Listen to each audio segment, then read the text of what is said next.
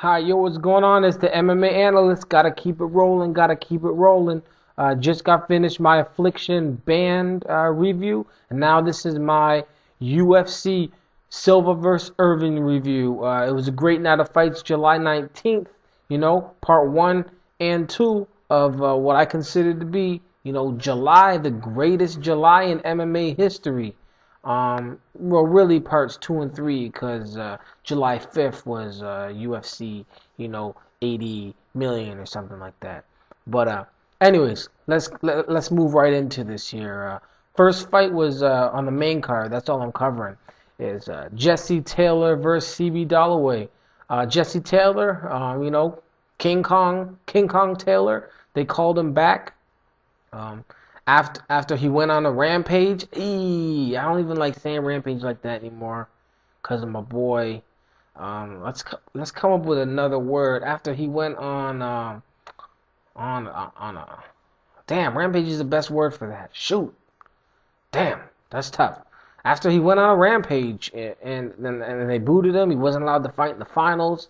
And they said, call me back in a few months, whatever, whatnot. Hey, he got called back. He had to fight CB Dollaway. I thought Jesse Taylor was gonna win this. I thought he was gonna take it to decision. I thought that he was gonna exploit that gas tank, that questionable gas tank that we saw for the semifinals, and the finals against both against Amir Sadala. But that's not what happened. CB actually hit him with an illegal blow. Jesse Taylor was like, I'm okay. And we're going to pause for a moment. And we'll tell all you fighters out there, when you get hit with an illegal shot, stop, okay? And fix yourself. Don't go back out trying to be a superhero, okay? Because most of the time when people get hit with illegal blows and then just run back into it when they're not ready to go, they lose. And they lose right after the illegal blow because they're not actually healed, but they want to look like, no, I'm tough, I'm cool, let's go, I'm tough, I'm the ultimate fighter. Nah, man, fix yourself. Get better and then get out there and fight. That's not what happened. He didn't fix himself up. He just went back out there. He got caught in a very nice submission, Peruvian necktie. CB Dollaway's favorite move. He got caught in it. It was a nice submission. CB Dollaway won. Where do we go from here? To be honest, I can't imagine Dana White called up Jesse Taylor and said, we're going to give you a 3-fight contract. They probably said, look, come out here, give it your all. Be exciting, win the fight, and we'll see what happens from there. Since he lost, he's probably going to be cut from the UFC. If Dana wants him again, they'll call him up and he'll come running. CB Dollaway, let's put him up against somewhere where it's like a sink or swim situation.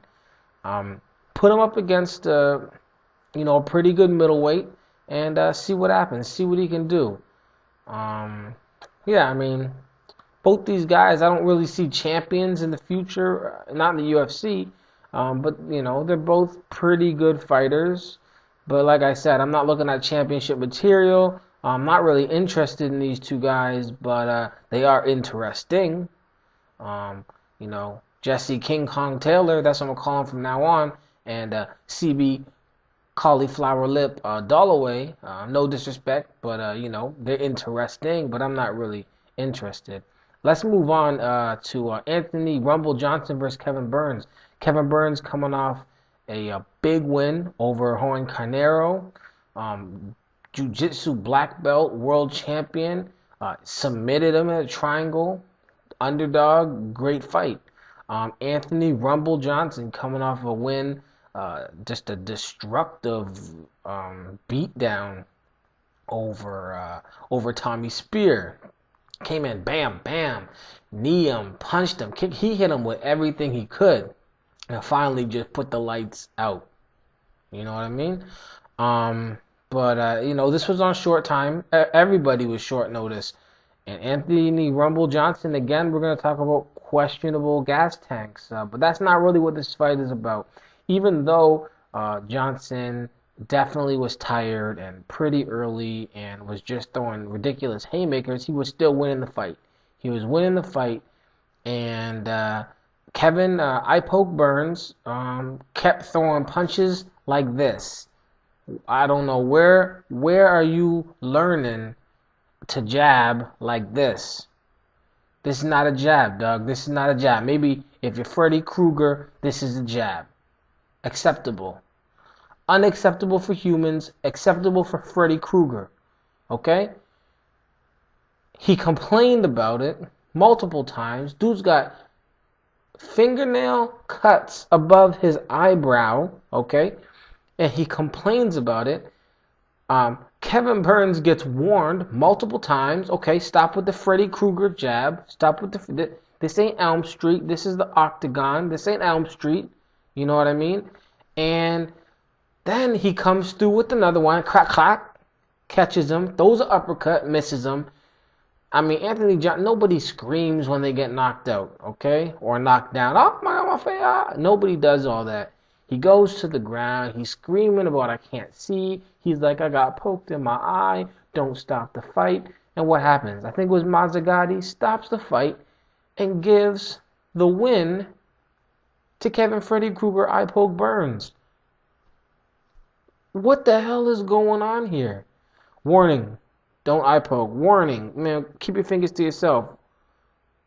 Fight ends because of an eye poke. The winner is the guy who's been eye poking all day. That was ridiculous. Now, bigger picture, Anthony Johnson didn't look good at all. A lot of people were talking a whole lot of hype.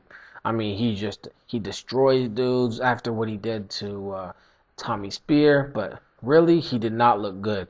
He went out there against Kevin Burns, who is not a striker, who is a jiu-jitsu guy. At least I'm going to call him a jiu-jitsu guy when you're submitting, jiu-jitsu guys. You become a jiu-jitsu guy automatically when you submit jiu-jitsu guys. So he went out against somebody who was not a striker and got tired, gassed quick. I mean, I know everybody was on short notice, but hey, come on now. Be ready for fights. And he didn't look like the dude that he's supposed to be. I hope they overturn this decision. I hope there's like a board that they can go to and be like, look, this is not the right decision. They overturn this. At least call it a no contest. If not, call it what it should be, which was a disqualification for Kevin Freddy Krueger eye poke Burns. But hey, I mean, it is what it is. Anthony Rumble Johnson, you didn't look the way you should have. Kevin Burns got the win. That's 0 for 2 for me. 0 for 2. For y'all who are only watching this, y'all need to watch my Affliction Band review because I went 8 for 9 over there. This UFC stuff messing me up. Damn. But yeah, damn. Moving on. Cain Velasquez versus Jake O'Brien. All right, I got this one right. Cain went into this one 3-0, a wrestler, a decorated wrestler, against Jake O'Brien, who went in 10-1, a decorated wrestler. I picked Cain by first round TKO. That's what happened. Cain is starting to make me believe that we might have another heavyweight that could be something. I mean, most of the heavyweights that are something aren't in the UFC right now. But this guy is young, and he's strong, and he's exciting, and he's energetic, and he's a whole lot of things. He's a whole lot of things. And it's good to see. Cain took it to Jake O'Brien and threw 50 punches / elbows at Jake O'Brien, landed him, had him, totally blocked out. You know what I mean? Had him in the crucifix, one knee block here, one knee blocking here, and just dropping him on the jaw. It was a nice fight, and by nice I mean a brutal fight, and it was a nice win for Cain Velasquez. All right, on to the next fight. We've got Hermes Franca versus Frank Edgar. This might have been a dumb pick on my behalf. I picked Hermes Franca basically to catch Frankie Edgar with a flying knee. That's a little bit out there. I'm not gonna lie. That's a little bit out there. That's not what happened. He did catch him with one at the end, which I thought he would catch him with earlier, and he cut dude up. And Frank Edgar almost got out of that fight unscathed. He almost, got out without even looking like he was in a fight. So at least Hermes Frankel left him with something to talk about. Like when he goes home, like, oh, what happened, Frankie? And what happened, Frankie? He'll be like, man, I was in a fight and I won the fight, but I was in a fight. And at least he looked like he was in a fight. But for the rest of the fight, for the other 13 and a half minutes, maybe more, maybe 14 and a half minutes, Frank Edgar steamrolled Hermes Franca. He basically took him down, hit him, held him, just did whatever he wanted, and he just kept doing it. Hermes Franca looked bad. He kept throwing the loopy right hook. I mean, when you keep getting taken down, every time you throw your wild right hook, it's time to stop throwing that wild right hook. Like if every time I throw a leg kick, I got punched in the face, even if I was just like if I was like a rat, just like an animal, just a dumb animal, and every time I did something painful happened, I will stop doing whatever it is that caused, that painful reaction. He kept throwing this and then getting taken down. And every time he got took down, he got handled and he got controlled and he couldn't do anything about it. So change your game plan. He finally threw that knee that I thought he was going to throw like in the first round. He threw it in like the third round with like 20 seconds left, busted dude's forehead up, but way too little, way too late. Frank Edgar won this easily. Let's cover a few what happens next, by the way, because I kind of skipped a few. What happens next with Frank Edgar? I mean, he's winning again. Keep fighting. Tougher competition. I know who did he just beat? Let's see. Yeah. He just lost to big ass Gray Maynard. But he had wins over Tyson Griffin, Spencer Fisher. I mean, this pretty much. It doesn't put him back in the hunt, but it puts him back up there. Like, yeah, I'm supposed to be here. The loss to Maynard.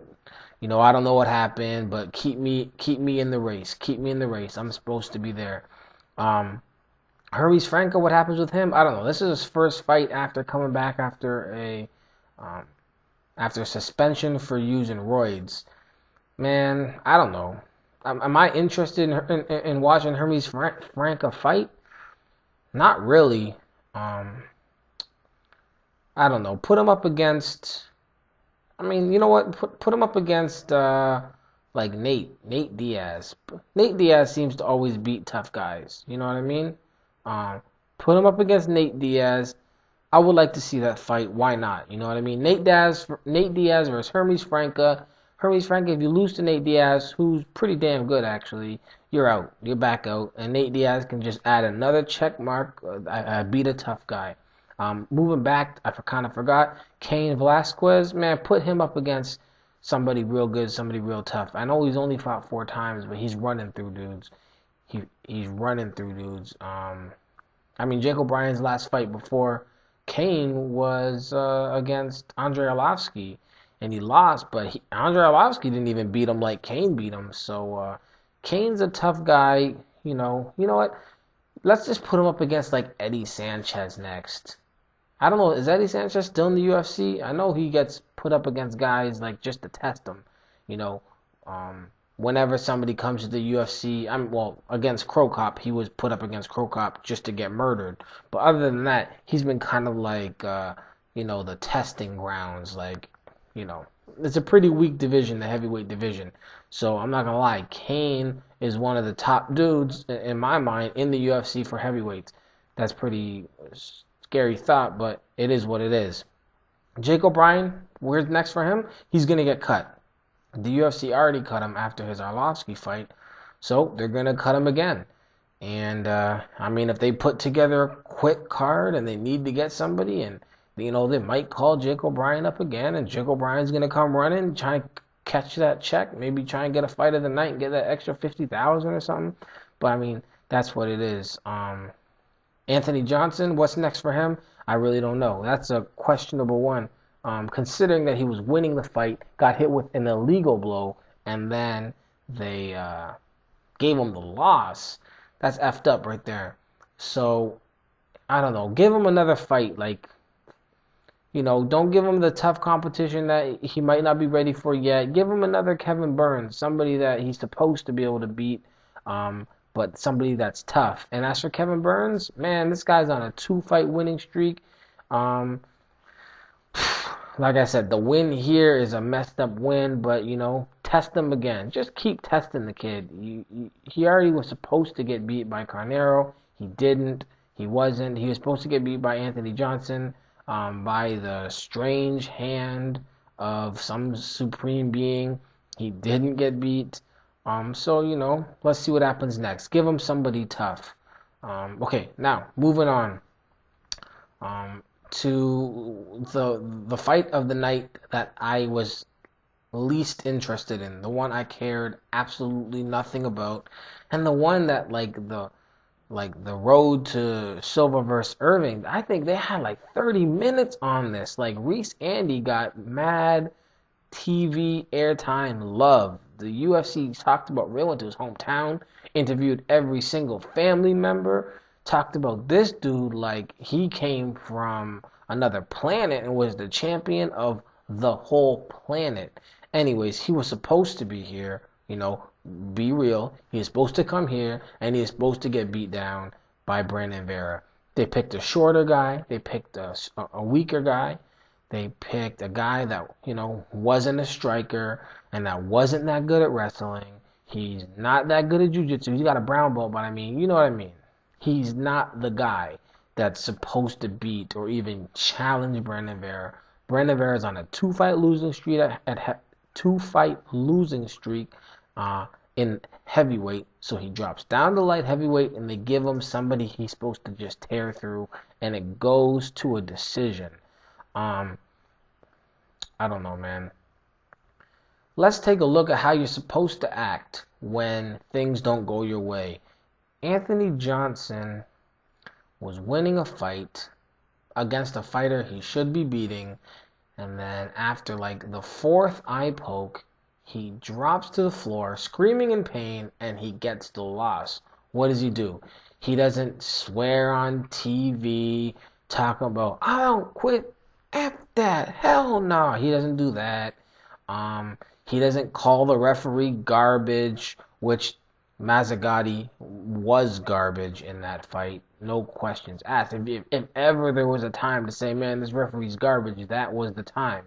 He didn't say that. He was as respectful as he possibly could be. He told the hostile UFC fans, don't boo Kevin Burns. And, that's how you're supposed to act. You don't have to act that way. You can act like an asshole. You can act like a crybaby. You can act like a little girl who didn't get what she wanted and whose Barbie truck was taken away, or whatever it was. But you should probably not act that way. And Brandon Vera's been acting that way recently. He's who am I? He don't care about me, but he's been getting on my nerves. And he was supposed to come through and just destroy Reese Andy, and he didn't. And he got his win, I want him to get tested against a top fighter again. He lost to Tim Sylvia. He lost to Fabricio Werdum. And now he's beat Reese Andy. What does that mean? Absolutely nothing. Just fake hype. Let's see what happens next. I want to see the truth. I'm not going to believe the hype. Like I said before, that's what he told me to do. He said, don't believe the hype, believe what you see. So I'm going to believe what I see when I see it. Until then, I'm putting Brandon Vera on the side. I don't have much about him in my mind. I'm just going to wait until, till the verdict is in. Now, I had Brandon Vera winning that one easily. He won it, not too easily though. So yeah. On to the main event, Anderson Silva versus James Irvin. This fight is exactly what I said it was supposed to be, and what exactly happened is what I said would happen. James Irvin's big. He's strong. He's a tough-looking guy. All these things don't matter if the guy you're fighting is faster than you, a better striker, and better at everything you do. Now, obviously, if James Irvin were to fight, I don't know, Uriah Faber, right? James Irvin will probably win because Uriah Faber is 35 pounds, and size matters. But when you're talking about a guy who walks around at 205, and in order to fight you, all he has to do is just, do what he normally does. Um, and he's destroying people, and he's Anderson the Spider Silva right now, and you're not even a top 20, maybe not even a top 30 light heavyweight. That little bit of size difference means zero. I predicted that this was going to be a fast ass whooping, and that's what it was. James Irvin, I don't like the whole people, you know, what goes around comes around. He knocks dude out and he starts shooting at him. I thought it was kind of cool looking, like, oh damn, he got gangster on him like that. But I mean, come on now. Anderson Silva tooled you hardcore. He kneeled down, gave the respect, got up, gave you your hug, whatever it was. Anderson Silva is not only a beast, but he's a gentleman, and he's got that sportsmanship inside of him. Really, there's only one guy Anderson Silva I would say hates or truly dislikes, and that's Okami, and that's going to be a nasty fight because Anderson Silva's fighting all these fights with a smile on his face when he has to fight somebody he doesn't like, somebody that he's been trying to get revenge on ever since that up kick where he thought that Okami, faked, his injury just so he could get out of the fight and get that win. It's gonna be scary. It's gonna be real scary. As for this fight, also was not interested in it. I was really only interested in the fact that Anderson Silva was gonna whoop James Irvin. I figured it would be similar to how Chris Lieben got beat down. Just he would come in, beat him down. But hey, he caught that kick, and he threw the punch like from here. He didn't even reach back. He threw it from here and just kind of went like pop, pop, yeah, bam. Went to the ground, click, click, click, click, click. I mean, I don't know what y'all know, but Anderson Silva's left-handed. Everything he did was with his weak hand. Okay? This dude did it with his weak hand. Now, by the way, you'll notice I'm talking more about this fight because this fight really, to me, even though, it wasn't what everybody was trying to talk about what it was, it wasn't really that big of a test for Silva. It still shows some serious strength and some serious power and the repercussions of not being the fighter you claim to be when you go to fight somebody as tough and as strong and as deadly as Anderson Silva. He beat his ass down. He hit him, I think, 8 times. One time, boom, knocked him down and almost out. And then 7 shots that were kind of blocked and 1 shot that wasn't blocked. And dude had a smile under his eye. He had a smile here, and then he had a smile here. And it was a beatdown. Some stuff about the undercard. Like, this was, for this whole card, I was more interested in all the stuff that they weren't going to show me. I was interested in the undercard. I was interested in Cain Velasquez, 3-0. I was interested in what Anthony Rumble Johnson was going to do against Kevin Burns. But like Brandon Vera versus Reese Andy and Anderson Silva versus James Irvin, I'm sorry, it just didn't do it for me. It's not what I was looking forward to. It was a nice try from the UFC to put together something real quick at the last moment. There. What do you want me to say? There was some exciting stuff on the card. I'm always happy to have more MMA. I'm glad the card was put out, but it pretty much is what I thought it would be, or it was what I thought it would be, which was just, a bunch of pretty much, I don't want to say useless, but just fights that didn't really have an effect on anything. Cain Velasquez, he showed some stuff. He showed some serious potential. Um, Anderson Silva, he showed some, again, dominance. Um, and other than that, on the main card, Frankie Edgar's just showed again, I can wrestle. I'll out wrestle people. I'm strong, and I don't. I'm not able to finish fights. That's another thing that he showed. The undercard was pretty damn good. There was a Rory Markham KO over Brody Farber. It was beautiful. It looked like he was hurt, and then he just came through with just the high kick that caught him right just under his jaw and above his neck, and just out. He was out before he hit the ground. Nate Luron versus Johnny Reese. That's another one that I was talking about. Two undefeated fighters at the time. Luron ended up getting the submission by triangle choke. Tim Creeder versus Cale Yarbrough. Some Ultimate Fighter guys. The Ultimate Fighter, the TV show. Creeder ended up getting the TKO in the first round. I mean, to be completely honest, there were a bunch of young fighters. I really just, if we're talking about watching fights, I would have rather watched the preliminary card, the undercard, and the Cain Velasquez fight and the Anderson Silva fight.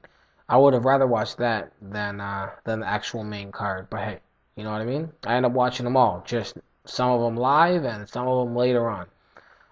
That's it, really. The UFC card, what do I give it out of 10? I don't know. I'll give it like a 6. It had some sparks. You know what I mean? It had some nice highlight KOs and some nice high kicks and some submissions. Anderson Silva, where's he going to go from here? Right back down to 185, beating people down. He's going to keep beating people up. James Irvin, what's he going to do? He's going to keep fighting at 205. He's going to outstrike people that he strikes with that aren't as good as strikers as him, and then he's going to get outstruck by people that are better strikers than him. Brandon Vera, like I said, let's wait to see, what I'm going to ignore the hype. I'm going to believe what I see. A lot of the guys on the undercard, I'm going to be interested. I'm going to be watching them. All in all, you know what I mean? It's late. It's 1:33 in the morning. I'm waiting for my Dream 5, which is starting in about 27 minutes. I just finished the Affliction Band one. Hopefully this one was still a little bit entertaining. Hopefully I didn't just run through it. To be completely honest, it wasn't really a motivating type card for me.